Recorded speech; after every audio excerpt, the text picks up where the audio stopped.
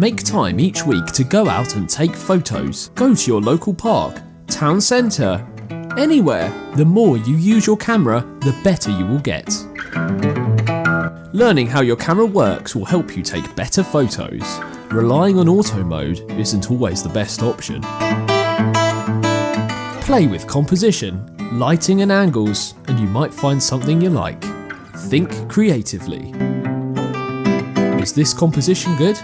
How is the lighting? Ask yourself these type of questions and bring those criticisms with you on your next shoot. Above all else, if you're having a good time, good photos will naturally follow. So get out there and enjoy yourself. If you've enjoyed this video, leave us a like and a subscribe. We upload a wide range of videos. There might be something there to take your fancy. We'll see you next time.